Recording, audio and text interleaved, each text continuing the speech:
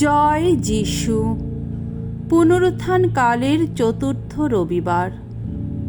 প্রথম পাঠ শিষ্য চরিত হতে আজকের বাণী পাঠ ১৩ অধ্যায় ১৪ পদ ৪৩ থেকে ৫২ পদ।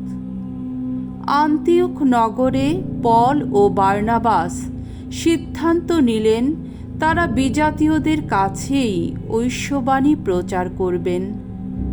পল ও বার্নাবাস পেগা থেকে এগিয়ে গিয়ে পিসিদিয়া প্রদেশের আন্তিওখ নগরে এসে পৌঁছলেন। বিশ্রামবারে তারা সমাজগৃহে গেলেন এবং সেখানে বসলেন। সভা ভেঙে যাওয়ার পর তাদের সঙ্গে সঙ্গে চলল অনেক ইহুদি এবং ইহুদি ধর্মাবলম্বী অনেক ভক্ত মানুষ। পল ও বার্নাবাস তখন তাদের সঙ্গে কথা বলে অনেক করে তাদের বোঝাতে লাগলেন যে ঈশ্বর তাদের প্রতি যে অনুগ্রহ দেখিয়েছেন তারা যেন সেই অনুগ্রহকে পাথেয় করেই জীবন যাপন করে। পরের বিশ্রামবারে শহরের প্রায় সমস্ত লোক প্রভুর বাণী শুনবার জন্যে সেখানে সমবেত হল। এমন ভিড় দেখে ইহুদিরা ঈর্ষায় জ্বলতে লাগল। তারা তখন কটু ভাষায় পলের কথার প্রতিবাদ করতে লাগল। পল ও বার্নাবাস কিন্তু নির্ভীকভাবে বলে উঠলেন, প্রথমে আপনাদেরই কাছে ঈশ্বরের বাণী প্রচার করা আমাদের কর্তব্য ছিল। তবে এই বাণী আপনারা যখন শুনতেই চাচ্ছেন না, আপনারা যখন নিজেদের শাশ্বত জীবন লাভের অনুপযুক্ত বলেই মনে করছেন, বেশ, আমরা তাহলে বিজাতীয়দের দিকেই চোখ ফেরাব। কেননা প্রভু আমাদের এই আদেশই দিয়ে রেখেছেন, আমি তোমাকে বরং করে তুলেছি বিজাতীয়দের আলো, যাতে তুমি পৃথিবীর শেষ প্রান্তের মানুষকেও ত্রাণ মন্ত্রে দীক্ষিত করতে পারো। বিজাতীয়রা এই কথা শুনে খুবই আনন্দিত হল। তারা তখন প্রভুর বাণীর প্রশস্তি করতে লাগল এবং যারা শাশ্বত জীবন লাভের জন্যে মনোনীত হয়েছিল তাদের সকলেরই অন্তরে তখন খ্রিস্ট বিশ্বাস জেগে উঠল। তাই প্রভুর বাণী সারা অঞ্চলে ছড়িয়ে পড়তে লাগল। ইহুদিরা কিন্তু সম্ভ্রান্ত ঘরের ভক্ত মহিলাদের আর শহরের গণ্যমান্য লোকদের উত্তেজিত করতে লাগল। এইভাবে তারা পল ও বার্নাবাসের ওপর নির্যাতন শুরু করে দিল এবং নিজেদের এলাকা থেকে তাদের তাড়িয়ে দিল। তারা দুজনে তখন তাদের অমন ব্যবহারের প্রতিবাদে পায়ের ধুলো ঝেড়ে ফেলে ইকনিয়ম নগরে চলে গেলেন।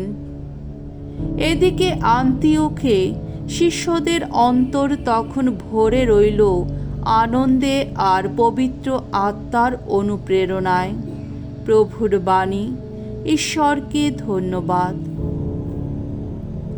সাম সঙ্গীত ১০০ অধ্যায় ১ থেকে ৩ পদ এবং ৫ পদ। ধুয়ো। আমরা প্রভুর কাছের মানুষ, তারই পালিত জন। ভগবানের জয়ধ্বনি করো সমগ্র পৃথিবী, ভগবানের সেবা করো পুলকিত প্রাণে। আনন্দের গান গাইতে গাইতে চলো তার কাছে যাই। জেনে রেখো ভগবান স্বয়ং ঈশ্বর।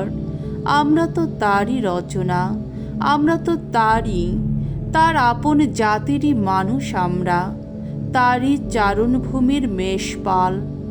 আহা, ভগবান কত না মঙ্গলময় তিনি। তার দয়া সে তো চিরকালেরই দয়া। তার বিশ্বস্ততা নিত্য সক্রিয় যুগে যুগান্তরে। দ্বিতীয় পাঠ প্রত্যাদেশ গ্রন্থ হতে আজকের দ্বিতীয় বাণী ৭ অধ্যায় ৯ পদ ১৪ থেকে ১৭ পদ। যিশুর মৃত্যুবরণের ফলে যারা পরিত্রাণ পেয়েছে, স্বর্গলোকে তারা যিশুর সান্নিধ্যে চিরসুখেই বাস করে। একদিন আমি যোহন এক দিব্য দর্শনে দেখতে পেলাম, সামনে এমন এক বিরাট জনতা, যার লোক সংখ্যা কেউই গণনা করতে পারে না। প্রতিটি জাতি, প্রতিটি গোষ্ঠী, প্রতিটি দেশ ও ভাষার মানুষ রয়েছে সেখানে। শুভ্র দীর্ঘ পোশাক পরে, খেজুর পাতা হাতে নিয়ে তারা সেই সিংহাসনের সামনে এবং মেষ শাবকটির সামনে দাঁড়িয়ে রয়েছে। সেখানে উপস্থিত প্রবীণদের একজন আমাকে বললেন, শুনো, এরা তারাই যারা পার হয়ে এসেছে মহানিপীড়ন। এরা মেষ শাবকের রক্তে নিজেদের পোশাক ধুয়ে নিয়ে শুচি শুভ্র করে তুলেছে। সেই জন্যে এরা এখানে ঈশ্বরের সিংহাসনের সামনেই স্থান পেয়েছে, আর দিনরাত তার আপন মহামন্দিরে তার সেবা আরাধনা করে চলেছে। সিংহাসনে যিনি বসে আছেন, তিনি নিজের সান্নিধ্যের ছায়ায় তাদের ঘিরে রাখবেন। এরা আর ক্ষুধার্ত হবে না, তৃষ্ণার্ত হবে না কোনো দিন। রোদের তেজ বা জ্বলন্ত কোনো কিছুর উত্তাপ এদের আর কষ্ট দিতে পারবে না কখনো। কেননা এই যে মেষ শাবক যিনি সকলের মাঝখানে, যেখানে সিংহাসনটি রয়েছে সেখানেই রয়েছেন, তিনি নিজেই হবেন এদের রাখাল। তিনি নিজেই এদের পথ দেখিয়ে নিয়ে যাবেন সেই জীবন জলের উৎসভূমিতে। তখন ঈশ্বর এদের চোখ থেকে মুছিয়ে দেবেন সমস্ত অশ্রুজল। প্রভুর বাণী। ঈশ্বরকে ধন্যবাদ। বাণী বন্দনা। জয় মৃত্যুঞ্জয়, জয় তোমারই জয়। আমি প্রকৃত মেষ পালক। আমি জানি আমার মেষগুলিকে, তারাও জানে আমাকে। জয় মৃত্যুঞ্জয়, জয় তোমারই জয়। যোহন রচিত মঙ্গল সমাচার 10 অধ্যায় 27 থেকে 30 পদ। সেই পরম মেষপালক যিশু তার মেষগুলিকে শাশ্বত জীবন দান করেন। যিশু একদিন ইহুদিদের বললেন, আমি প্রকৃত মেষপালক। আমার মেষগুলি আমার কণ্ঠস্বর শুনে, আমি তাদের চিনি, আর তারা আমার পিছু পিছু চলে। তাদের আমি দিই শাশ্বত জীবন। তারা কখনো বিনষ্ট হবে না, আর কেউই আমার কাছ থেকে তাদের ছিনিয়ে নিয়ে যেতেও পারবে না। আমার পিতা, যিনি আমার হাতে তাদের তুলে দিয়েছেন, সকলেরই চেয়ে মহান তিনি। কেউ আমার পিতার কাছ থেকে কোনো কিছুই ছিনিয়ে নিয়ে যেতে পারে না। আমার পিতা আর আমি, আমরা এক। প্রভুর মঙ্গলময় বাণী। খ্রিস্ট প্রভু তোমার প্রশংসা হোক।